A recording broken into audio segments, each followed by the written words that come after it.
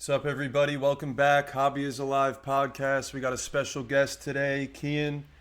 Welcome in. Why don't you give a little bit of an intro and how you participate in this beautiful hobby? What's going on, Blaze? I appreciate you for having me on. I just wanted to say that you're a legend in the game. So when you messaged me and said you want to be on a podcast, I'd love the opportunity to talk to Blaze. We met at a couple shows and just want to give you your flowers. You're a legend in the game, and I appreciate everything you do. I appreciate the kind words. That means a lot. And for sure. And my name's Keen. I'm from Northern California, Bay Area. I've been in the hobby since 2019. Went full time around like 2022. Went hard in the paint, solo operator, and just adapting and moving as this crazy hobby keeps on adapting and moving and expanding. And yeah, man, thankful for cards and thankful for this opportunity. It's the best. So you've been full time since 2022. What would you say is the biggest difference in the hobby today versus back then? For sure, the biggest difference is the amount of people in it. I mean, I know that you've been in the game a while, and we were both here during the big boom in 20, what we thought was a big boom in 2020 and 2021, and how things went crazy. And then in 2022, everything kind of dissipated, and people left, and things weren't cool anymore, and cards weren't cool, and we were all just a small community making things happen during that time. And somewhere around 2024, I guess, 2025, things started getting hot again, and now we're here in 2026. Things are super hot. I didn't realize how crazy things are now compared to 2021 until I saw that PSA is grading something like 100,000 cards a day as a max now, whereas back during the heyday of 2021, the most was like 10,000 or 15,000. So it's a crazy time. Cards are up. Shows are packed. Like I was just talking with someone right now here in the Bay Area, unheard of. There's four separate shows going on this weekend here in the Bay Area, which is Wow. like crazy. Like I remember during 2022, we'd be happy to see, you know, two per month, three per month. Now we got four in one weekend. What a time to be alive. So is that a good thing or is that a bad thing? Oversaturation of shows, or you think the demand is there and you think all four of them will have people there buying and selling? I think it's a great thing for sure. I mean, the demand will be there. Everyone will be buying and everyone will be selling. For the short term, it's a great thing. It's fun. It's cool. Kim Kardashian is at shows. Steve Aoki is talking about cars. Logan Paul's talking about cars. Kevin O'Leary. It's fun. It's cool for the short term. I think for the medium and the long term, a lot of people will get burned, and it is not a good thing because a lot of people won't know how to navigate the cool down that's coming. The cool down that you referenced in 2022, like how we talk about how things were different 4 or 5 years ago. I think a lot of people are not ready for that. Um, I think a lot of people are ready for that. So it's a bad thing in the medium to long term. So, as somebody that thinks this, under this assumption, I assume you're preparing for card prices to maybe dip a little bit in the next few months. Obviously, we've seen the high end market come up 60, 80% in the last 6 to 12 months. In what ways can you prepare now for a potential cool off in the future? I think it's everything that I've been doing ever since 2022 when I decided to do this full time. And a lot of people won't agree with this, and a lot of people like, look, there's a million different ways to enjoy this hobby, right? I like the idea of prospecting. I like the idea of buying, holding, and investing. For me, and what's worked for me is constantly turning and constantly burning and constantly having motion and making sure that the capital flywheel keeps on capital flywheeling so that cards sell. And I've alluded to this before in recent reels. Like, I'll buy a card and sure, I won't get the 10x by holding it for a year or 2 years or 10 years, but I'm getting micro gains along the way that start to compound. So just by doing that all the time, things that I've been doing for the past 4 years, the cool down, the eventual drawback, it really does not worry me at all because that's just the way I've been operating. Like if we can hustle in a drought, we can hustle when it's raining. So I'm all for it. I like that a lot. I think people that flip cards very fast, the market could be cold, it could be hot, and it doesn't really matter to them because they might buy that card on Saturday and it might be gone by Sunday. So even if you're taking a loss on that card, you don't have much risk because you're flipping very fast. And I think that's something that I like to do. But with the profit, I like to take cards that I actually want to hold long term and invest. Do you Mhm. do that, or do you take the profit and put it into other industries, or what do you kind of do with the flipping profit? With the flipping profit, it pretty much just goes straight back into the business, you know, into the capital pool for buying and selling more cards. Um, there's things that I wish I could hold on to long term. Like I wish I could have like these iconic cards, but I do think my time will come when I can get those and put them in a safe. Um, I just think that right as it stands right now, it's a little too hot to buy into these things and hold anything long term. And the market's just a little too hot and everything's just a little too volatile. So for right now, I'm going to keep on moving, but yeah, there are things that that I hold for the long term, but nothing. It's not my thing right now. You know what I mean? Like I think there's gonna be a time and a place for that. So your Instagram bio says you sold over 500,000 cards, no team, by yourself. Yep. Somebody who's brand new to the hobby, that might seem daunting to them, but how did you get there? So when I started in 2022 full time, it was, you know, not a lot of money that I was working with, right? So it's hard to go there and buy kabooms and downtowns and all that stuff, right? What I was doing, and it was a different time back then. I'm not sure if it works now, but I was buying value boxes, like cards that people were selling for like 25 cents, 50 cents, a dollar. And I just say, brother, it's Sunday. It's the end of the show. You don't want to take that home with you, Mr. Dealer. Let me buy it off you, whatever, 200 bucks. I'll take it off your hands. You got cash money. I'll put in the work with making that with making sure those cards turn into money. And I would take those cards and I would list them on eBay, 50, 100 a day, and then you know sell it. It's very tedious, but you have to have your systems in place. And then from those, that $200 investment on that those value box of cards, it would turn into like 500, 600 maybe in a couple weeks. You know what I mean? So I don't know how feasible that is now, but that's what I was doing in 2022. And then to get to the 500,000 number, what really happened was when I started doing live selling. Again, everyone was doing like a lot bigger cards, a lot more expensive cards, and I was kind of living in the $5 to like $25 range. I think for the longest time, my average sale price was somewhere under $500. So I would sell cards 5 seconds, sudden death, and I think I held the record for the most for a time. The record for the most cards ever auctioned in an hour was 431, and I think that stood for a while, and you know to be able to do that every single night, you know, 400 cards, 300 cards every single night, and then getting up and packing and sorting and shipping those cards every single day. That's how you get to 500,000. And with my play and my mentality at that time, it was just a lot easier to find those $3 to $5 cards and a lot better margins on those $3 to $5 cards if you took in the time to put in the work and you know put in that sweat equity. So that's how I got to 500,000, and that is the advice that I would always give to people if they wanted to get started in cards. It's like it's hard to get started on $500 cards, $1,000 cards, but if you can get in the dollar bins and really put in the work, and no one really wants to do, I think the riches are in the niches, and that's the best way to do it. In my opinion, though, I think you could still take that strategy. I still buy a lot of cards that are less than $50 because when you're buying that stuff, I don't think the market being up or down really affects the low end cards. Because if you buy a $10 card of Otani, even if the market is cold, what is it going to go down to? Seven, eight Right, bucks. And if you grade it and you get a 10, you might be able to get 60, 70. And I don't right, think that really changes much in a cold market. But in the cold markets, the high end stuff does tend to dip a little bit because right. it goes up a lot previously.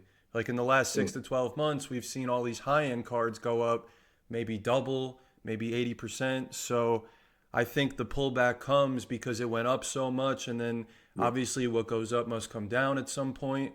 But I think on the low end, people could still do it today. You can go to card shows and you can find value boxes and buy bulk deals and do the same strategy just because of the fact that the cards are so cheap that even in a cold market, people are going to still want the big names.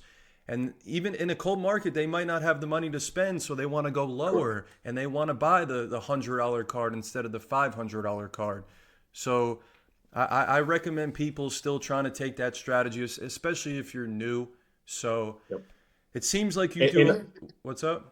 no, also I was going to add to that too. One why I really love value cards is because a lot of people now are getting into the hobby to be a dealer, to vend.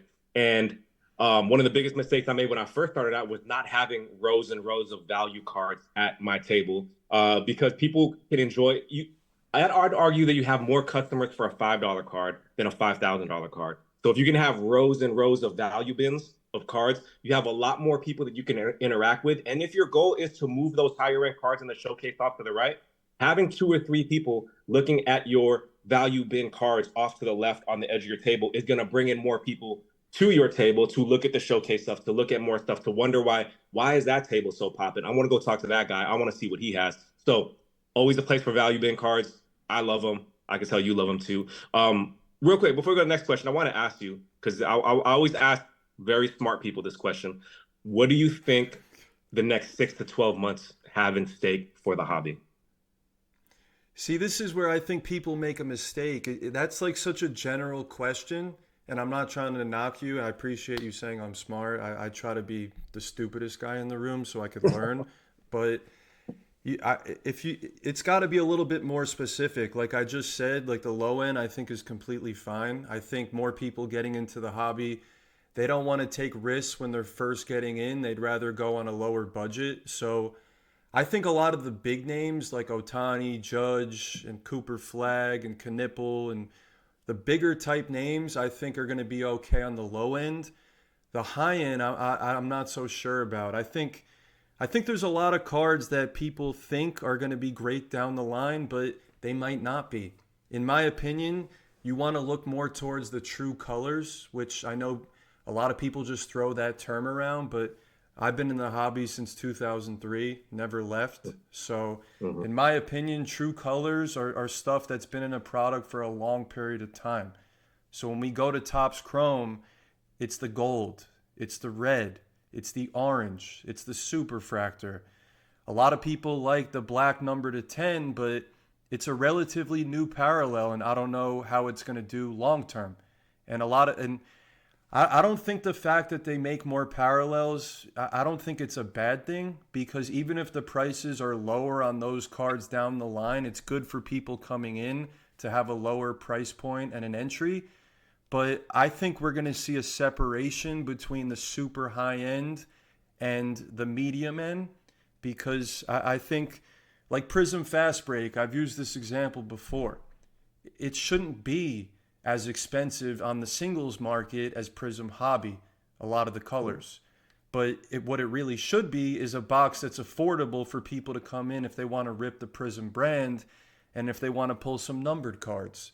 But a lot of things get out of control. People look at the hobby comps and they're like, if I can get an orange number to 49 from Prism at 1,000, and then if there's a copper and it's numbered to 20, shouldn't that go for more than an orange? But I think a lot of people get confused on what's going to stand the test of time. And I'm not saying I know everything, but I really like the true colors. In Prism, I like the blue cracked ice. That's been around super long.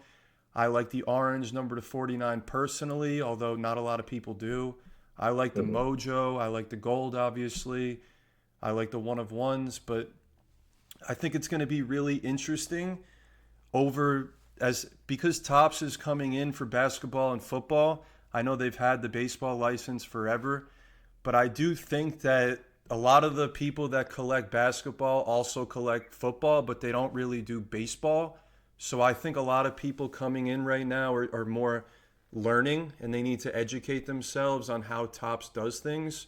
And I think with that, a lot of things might be mispriced, whether it's too high or too low. I think there's a lot of value out there and stuff at the high end where I think, like the Steph Curry Gold, for example, from Mhm. Topps Okay. Chrome, if you bought as many as you could before that 30K sale and you knew that Curry didn't have any veteran Topps Chrome cards because he came in 2009 and that's the last year they made Topps Chrome, and you're all of a sudden printing money because you had knowledge that because you've been in the hobby. So I think there's just like kind of mass confusion in terms of the prices of some of these cards. Some go too low, some go too high, but Mhm. it'll all prove itself out over time. I think the collectors, whatever they're buying, ultimately wins. And as somebody who's been in the hobby for a long time, I know what they want, and I I have a good taste level, and it's gonna be the golds, the reds, the blues, and stuff like that. I'm talking solid color, that type of stuff. I want to ask you one more question too. You say you've been a hobby since 2003, um, and as far as I know, breaking wasn't that big of a thing back then in terms of like like the fractionalization of it, right? It didn't get Um, invented till like 2011. Firehand cards. there we go. And then I saw that the Topps Industry Conference, their a big thesis that they were talking about was that how gambling is a lot of the DNA of sports cards nowadays, but it has to go back to the collector. You being someone that was here before all that for the real collector aspect of it, and then after all that, who's made a very like, you know, who's done his part with the breaking and all that stuff. Like, what do you think about that thesis moving forward and the state of the hobby now with the gambling DNA and all that? I think there's room for both, but ultimately, like I just said, that whatever the collector actually wants is gonna win. You could look Yeah. at any industry. The flippers come in and they're second movers. The people who are actually collecting are the first movers, and they get rewarded in the long haul because of their taste level. I have a True. friend who does handbags and clothing, and everything that that person buys is probably going to be worth more just because of the taste level. And Mm. somebody who wanted to buy it off of that person, they're probably going to get caught holding the bag eventually because they don't have the same mindset as the collector. So Right. I think the collectors in the end always get rewarded more than the flippers unless you're flipping very quickly, and then you that's how you can mitigate the risk. But it's interesting. I think, I mean, gambling, sports betting and gambling has just blown up. So Right. I think it's a good thing if people from sports betting and casino gambling come into the card industry, and it might be the bridge that brings them in, and then they might find collecting later and find themselves enjoying that. So I think, I mean, it's all ebbs and flows. It all moves, but I don't. I mean, what do you think about it? Yeah, there is space for both. And it's hard for me to, I don't know, it's hard for me to say, I guess I don't feel any way about it because like with everything that I do with the flipping, like that all benefits from the capital that's come into the hobby because of the chase, because of the all the case hits and all that stuff. So I think you're right. There is going to be always room for it. But I think I've been shifting my thesis a lot lately, and I think I'm gonna put an article about it soon. But I think that moving forward, and always in the always like even before this, that the way moving forward is gonna be around three C's: uh, collecting, curation, and conversation. I think those are gonna be like the big things of the hobby moving forward. And I think even for myself, as a small business and solo operator, right? Like if all these cards are commodities and all these streams are just selling the same commodities, all what separates you really from the next person if all you are is the cards that you have in front of you for sale, for flip. You know what I mean? But when you can add a new element of that, like actually having taste, like you said, I really love what you said about taste. Like here's why I like this. Not doesn't have to be a card, like, here's why I like super off-center cards. Here's why I like $100 trillion bills, which I have in my collection. Here's why I really like this Tupac debit card because it speaks to who I am and what I like as a collector and the taste that I have of it. And I love that these new things create conversation because I think that's what it's all going to go back to collecting, curation, and conversation. So that's my thought about it. Kind of went off on a tangent, but that's how I feel about the thing, everything moving forward. Well, I was just at the Tops Industry Conference, and I'll say that Tops is fully aligned with that. They think that it's all about experience and education and all these other added value propositions besides for just looking at the comp of the card. I Right. think I think comp culture has gotten out of control, and like you said, if you explain to somebody why you like this item, that's way more that's a way better selling point than saying last comp this, PSA Right. 9 comp this. It's like, yeah, tell me you're a flipper without telling me you're a flipper. Tell me you don't actually love these cards. You just want to make money from this hobby. You know what I mean? Right. We all want to Right. make money, but if you don't have a little bit of collecting in you, the next when the market turns, you're leaving. So why would I give Yep. you a good deal now if you're not Yeah. actually enjoying the hobby? And everybody could do whatever they want, but I want to build relationships with people that are going to be in this for the long haul. If you're just going to Yep. come in and you just want to make money off me, I don't respect that because Yep. it doesn't really do anything for me. I could go sell this same card to 1,000 other people that'll pay me the same number on that card. So what's the point? So can you speak a Yeah. little bit to relationships and you go to a lot of card shows and how you build those relationships? Man, I'm fully aligned with everything you just said, and you said it better than I've could think about it for the past 6 months. It's like I sell a lot of my stuff for cheaper to people than I could like otherwise. Like I like basically people that I like, people that will be here a while, like you said, and people that just like I genuinely like. You know what I mean? Because I could sell these cards for the top dollar and go for the hard work that goes into it. But also sometimes I just want to build a relationship and build bridges with people that I feel will be here long term. That you've been in the game for 23 years now. You said like I plan on being in the game for 23 years, and we see how many people are at card shows. To your point, a lot of them will be gone. When the next cool thing comes. You know what I mean? So yeah, why would I?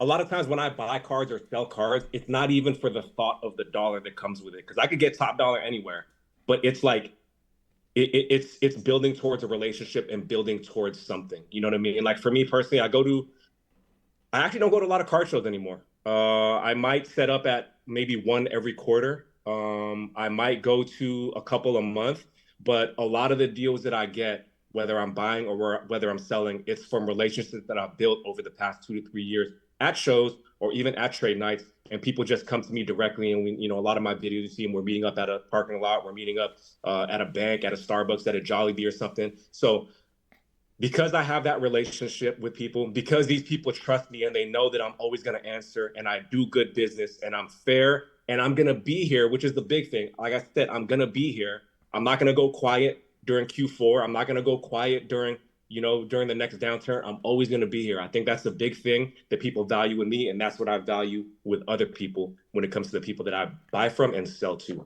So relationships is huge. So speaking of card shows, you mentioned that you used to go to a bunch and now you kind of Mm-hmm. built the relationships and don't need to.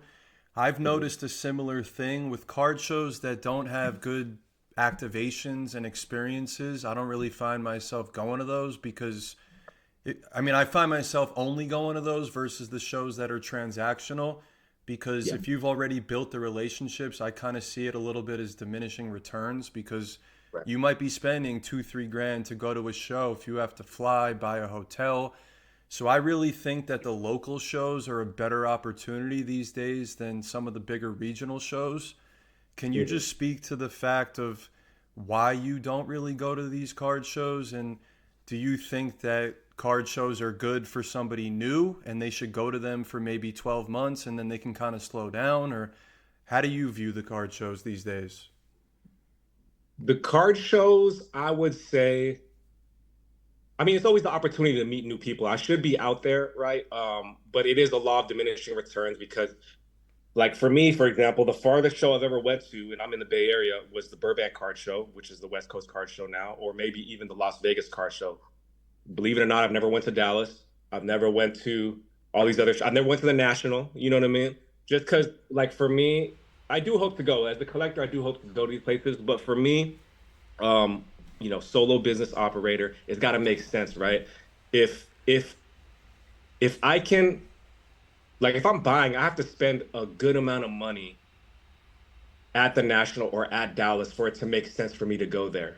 Whereas I can spend less money and stay local and do deals with the people that I know or go visit the local card shows and have no overhead and you know what I mean? Like have more free time and all that stuff. So I think for people that are coming in, it's always good to go to the show. Start with the local shows.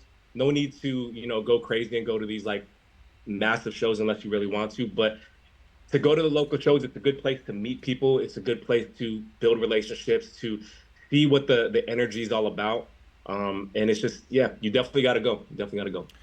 So it sounds like you do a lot of buying on the internet and then you do some live shows and selling. So can you speak to your selling process a little bit? Yeah, sure. So I sell. I don't do much live shows anymore. I think it's been like a month since I last did my live show, but 2023, 2024, I was heavy on Whatnot. And yeah, I would go live like 3 or 4 times a week, maybe 5 times a week. And then it would be all me, all packing, sorting, shipping. And one of my favorite sayings is I think it was in Atomic Habits. One of my favorite sayings is you don't rise to the level of your goals, you fall to the level of your systems. So when you're shipping out 400, 500 cards a night, everything has to be dialed and locked in. Like no messing around on the order numbers or anything like that. It would take a long time. Like if I'm selling 400 cards um, in one stream, then that's about 2 hours of prep, 3, 4 hours of streaming, and then 2 hours of sorting, then 3 hours of packing. So it's a lot, but once you have the system dialed in, it's just like clockwork. The cards come in and the cards come out. So is a lot of your selling just done the same way that you buy now? Like you're just mainly through Instagram DMs, both ways? Yeah, mainly through Instagram DMs. I guess I'll go on weekly auction if something is like I don't have a concrete price on it, but I think it can probably set a new high. But again, back to relationships. I built a lot of relationships through the content. Solid buyers, solid people that want to buy inventory that I get. And for me, it's like the content has done such a good job over the past year of spreading the awareness of who I am and what I do, that I'm getting an increase of deal flow that that can feed or go out to all, whatever I need to sell weekly, or also to the people that have been buying from me over DMs. So yeah, everything is, a lot of it now is going to be like basically B2B wholesale. So I wanted to speak a little bit about content. I think you do an amazing job. I think it's very insightful. I think it's very helpful to a lot of people. I think you also bring a cool factor, which people gravitate towards, and you got a lot going for yourself on the content perspective. What's the overall thesis in terms of the content? How does it help you, and just why do you do it? That's a great question. So I'm coming up on a year now of a piece of content every single day. And originally I was doing YouTube videos. You know, it, for YouTube videos, it's like and I might go back to YouTube soon, but it's like an 8 to 10 minute video, maybe 20-minute video, but it takes me 16 hours to shoot and edit that YouTube video because it's long form, because it takes a little bit more effort. And I started thinking last year, I was like, well, you know what? Why am I spending 16 hours editing a video that might get 10,000 views when in that same time frame, I can shoot 10, 15 short form videos, edit them and have them ready to go. And over the next 10 to 15 days, I might get 1 million views. You know what I mean? So I went heavy in short form. It's the TikTokification of social media, right? Like a lot of people's attention spans have shrunk. So you have 3 seconds to capture people's attention. If you create YouTube, or if you create Instagram or short form content, that 3 second barrier is what all these platforms really care about. So spreading awareness of as far as who I am and what I do is a big reason of why I went heavy with social media. And as I said before, if we're all at a show and we're 100 vendors and we all have the same cards in front of us, what separates vendor 2 from vendor 99? You know what I mean? What separates anybody from anyone, if you aren't building like some sort of brand or some sort of awareness? And why I love the content is because it's working for me even when I'm not. If you're at a show and you're not filming content, once the show's done, you're done. Like they don't know who you are until the next show. You know what I mean? But for me, if I'm uploading a piece of content every day, that's views that are constantly coming in. And even when we shut off this podcast, or even when I go to the store after this, the content is still working and spreading awareness for who I am and what I do, which is ultimately how you build a healthy business moving forward. So it sounds like content is the main engine for your whole business because that's how people see you, that's how people get awareness of you, and then Does that help in terms of your buying and selling? Like, let's say I'm a regular dealer and I don't make content. Do you think I'm at a massive disadvantage in terms of getting opportunities to buy and sell? Absolutely. And it's not even just dealer, it's like person. It's just someone on the job force, someone looking for the next job in any industry. Like I think you have to be have some sort of social presence because this like all this like the camera, Instagram, TikTok, YouTube, this is the new television, right? Like, we got some years on us. So if before the internet we had an opportunity, someone came to us with an opportunity and said, hey, we want to create a reality TV show of who you are and what you do, and everyone will see it, and you don't have to pay anything. I'd be like, sign me up. That's great. That's essentially what we have the opportunity to do right now with social media.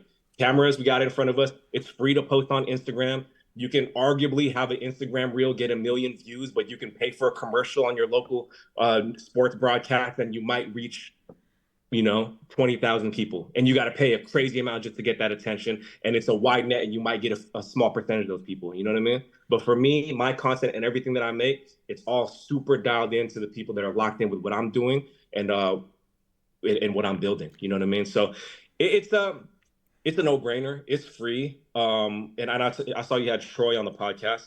We had this conversation before. When do you decide if it's a good show or a bad show, whether you're setting up or dealing? And it's like with us, it's hard because even if it's a terrible show, we could walk away with 10 clips that do wonders for our business on social media moving forward. So it's tough, you know what I mean? And that's one of the things I think it's hard to quantify the benefits of Mm-hmm. making content. A lot of Yeah. people are very like results oriented. They want to see that if you post this piece of content, what is it going to actually do for me like right now? But the Right. beautiful part about content is, as you said, it compounds over time. So people literally right now, as they're watching this, are also watching my other podcast that I did with Yeah. Troy, the one I did with Kunal, and you're getting compounding views while you're sleeping or while you're doing something else. So I think if you're new to making content, you can't just look at what is this one piece of content Correct. going to do for me. It's more of Correct. a compounding effect. You need to post a lot of volume. As you said, you posted every day for the last year. So Yeah. can you speak to the consistency and the volume as opposed to just posting one piece of content? Yeah. So it take I think they said it takes 7 hours of people watching you for them to feel comfortable with you, to know who you are. So to just do that, to constantly put the content out, and I love what you said too about like I guess in the card industry too, everything is very transactional. People want to see the ROI benefit right away of, okay, I put out a piece of content, I want to see immediate return on that. But for me, there is no immediate return. People wonder like, well, how much money you make on YouTube? I say it's not about the money that I'm making on AdSense. It's not a lot. I'll be honest, it's not a lot. It's it's about the gravity. It's about the leverage. It's about the trust. For me, trust is the capital. It's not the AdSense. The AdSense is not the capital. Trust is the capital because if people watch me enough for 7 hours, they'll know that they can send me $1,000 card, a $2,000 card, and I'll pay right as soon as I receive it. They'll know that I don't mess around when it's like, Keen, I got a deal. This all got to go today. They know that if it makes sense, and I'll move on it. You know what I mean? So all that to say, how does the content pay off? I can't even explain it. It's been 365 days. If you can do anything if you can make a piece of content every day for your business for 365 days, you'll know after 365 that it has paid off. Because I know for sure for me, it 100% has paid off. And I couldn't tell you from the beginning what the ROI would be, what the expected return would be. I would just know that the gravity would build around me and the trust would compound and the leverage would build. And that's exactly what happened after 365 days. I 100% agree with everything you said. Obviously, I've been making content for a long time in different industries. And I think even the whole view thing, like people get so caught up in views and Yeah. dollars. And I think that Yeah. it's a massive mistake. We see a lot of content on Instagram. If you just scroll, oh, you can make this money, you can make this money, but there's no substance or depth behind that. They don't really tell Right. you how or why. They just want to sell you a course or something like that, but it doesn't really make sense. In my opinion, if I get one view on this podcast, I'm happy if somebody Yeah. learns something on that one view. And you go ahead. No, what I was gonna say is people stop because they don't get traction, right? They get 3 likes, they get 4 likes. And one thing that I love with a comment that I heard, so you got 4 likes. Imagine 4 people jumping you right now. That's a lot of people. You know what I mean? So you just gotta you just gotta keep going. Like for me, you could check me out right now. I'm on Facebook. I just started a Facebook account for my card stuff. And it's tough. I'm getting 3 likes and getting 2 likes, but I'm not gonna stop. I'm gonna still gonna keep uploading every day because that's how I got to here. You know what I mean? I'm starting strictly from scratch on Facebook. You know what I mean? So Well, a lot of that's it, dude, is just like, who are you? Are you making this content for everybody to approve you, or are you making this right. content for yourself? And I think Exactly. most people get so caught up in all this BS that everyone else is doing.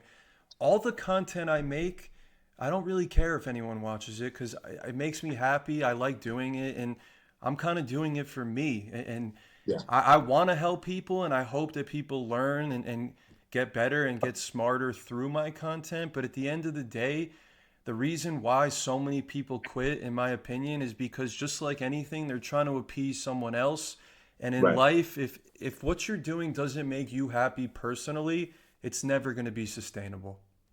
100%. And people can see through that too, right? You know what I mean? Like truth, that's the universal core that everyone understands. Like if you're not doing it for the right reason or something is performative about it, like people see through that BS the whole way, which is also why I love creating a piece of content every single day because to do that, you get over yourself, your inhibitions, and everything that anything that's not true, you get over that super quick. You know what I'm saying? So through repetition, you kind of just find out your real message and who you are and what the part of you that's true that people will resonate with. Do you get a lot of hate on your social media channels? Probably. I don't check comments much anymore. I think I do get a lot of hate, but look, man, one of my favorite sayings I'm gonna drop on you right now, Blez. If if you're not a part of my romance or my finance, you got no chance. So I don't really pay attention to anything like that, you know. So you don't let the haters affect you at all. It doesn't matter to you what people are saying. I mean, it's hard. It's hard though because and we're all human, right? It always bothers you to some extent, but that's also why I don't check the comments anymore. Like, you know what I mean? And also when I found out recently that a lot of the Twitter or X accounts were all burner, like a big percentage are like burner accounts in India or something like that. I'm like, oh, okay. Anytime I get mad, I'm probably getting mad at a burner or bot account in a third in another country. You know what I'm saying? So it is what it is. We just keep moving. Like, how about you? You probably had to deal with a whole bunch of stuff over the past 20 years. I mean, I've been making content for like eight, I would say. And when I did cards 15, 20 years ago, everybody thought I was like not cool because cards weren't considered cool when I was young. But I did it for the passion because I loved it and I love sports and I love business. So it's a good mix for me. But my point, asking you that question, I wanted to say that I think a lot of people get hate and it kind of deters them from making content. But Yeah. if you change your mindset and you learn through content how to have thick skin and Yep. just content has taught me so much. And I really believe that it makes people better human beings because we shouldn't care what somebody else thinks. We should care what Correct. we think. And there's so many other principles I think content teaches you. So I really think that even if it's not in sports cards, I really push people to make content in whatever they're passionate about. And the era that we're living in today, people think that you need to build up this massive following to get views, and that's just not the case anymore. The algorithm on every single platform has changed to where Mm-hmm. it's all about interest. If I make Mm-hmm. a video about this coffee right here, Yep. people who love coffee are going to see that as long as my video is pretty good. And they're going to see Yep. that. So I feel like people kind of get deterred from making content. But the beautiful part about it is if you love something and you make content about something that you're passionate about, you're now going to build a community of people who are also passionate about that same thing. Correct. So I really think content teaches you so many things. Can you speak to a few things that you've learned through making content? Yeah. You know, the what I was gonna get at was if you make a piece of content and it gets and no one watches it, a lot of people will get deterred by that, to your point. But here's the good news. No one watched it. So like who cares? Like, you know what I mean? It is Exactly. interest based. You know what I mean? Like, so who cares? Like if I made a video right now and I wanted to talk about this new video game that I'm playing, but nobody likes it, like who cares? Nobody saw it, but it's all interest based. So if I talk about something else in the next video and I post, 7 this week, one will blow up. And the one that resonates with people is the one that people will see. You know what I mean?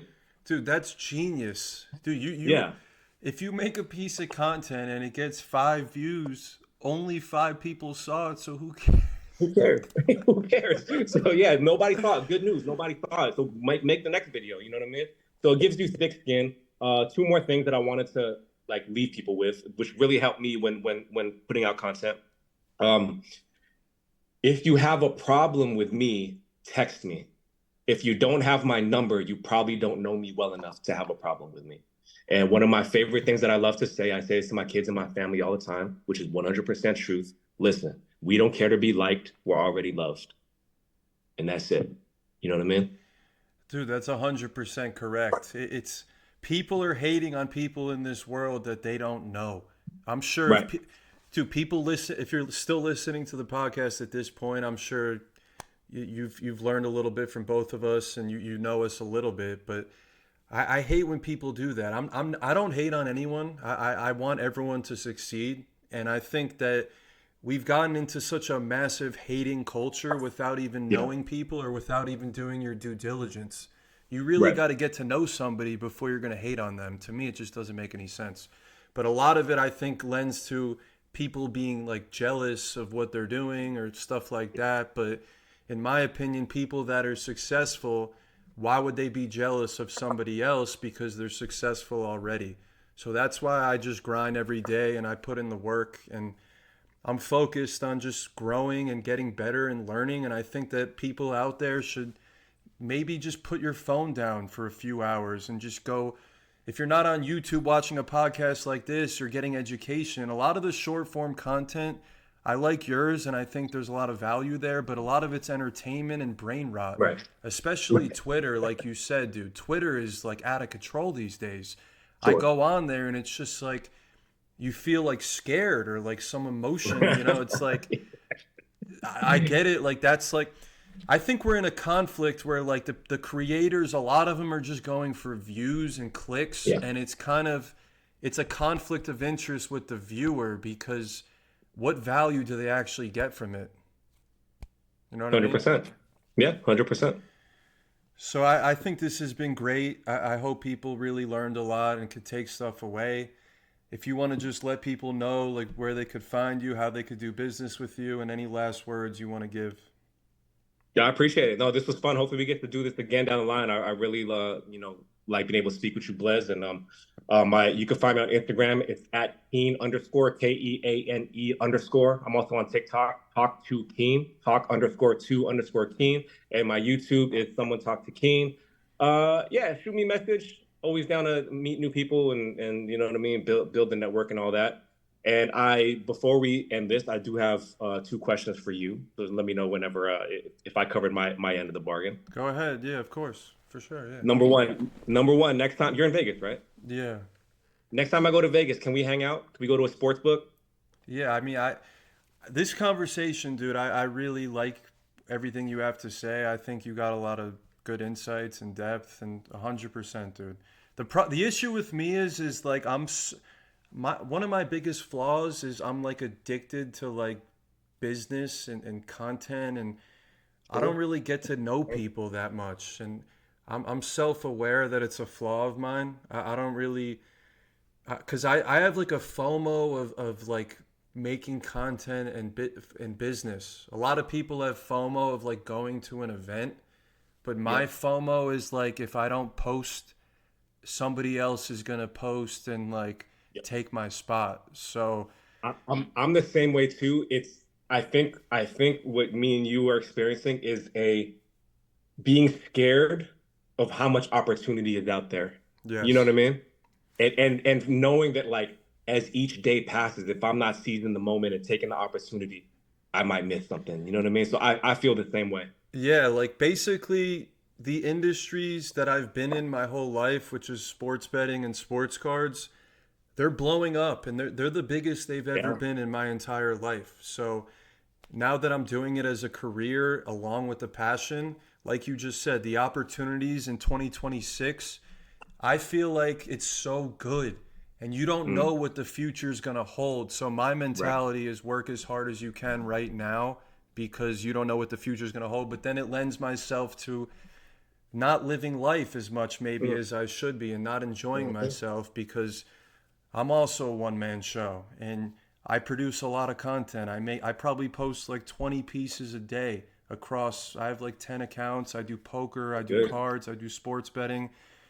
And the fact that it's so much easier to make content these days with all the tools out Mm, there, I just look at it like if I'm not doing this now to build my career, especially as a person that's a little bit younger, I could miss out on the potential opportunities. But I've been super successful and I'm grateful and I'm thankful for everything I've accomplished, but sometimes we forget about the past and we forget about things that we've accomplished because we're so focused and dialed in on the now and the future. But 100% when you come to Vegas, we should grab dinner and we should hang out. I really I want to get to know more people, and I that's why I'm doing this podcast because I'm genuinely curious about other people and their stories, and I want to learn more about other people, and I want to try to build some relationships. So, 100%.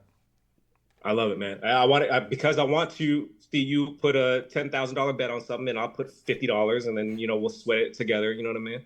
And my last question that I have, I don't know if you can share this, but you are famous and notorious for your future bets going crazy. Can you?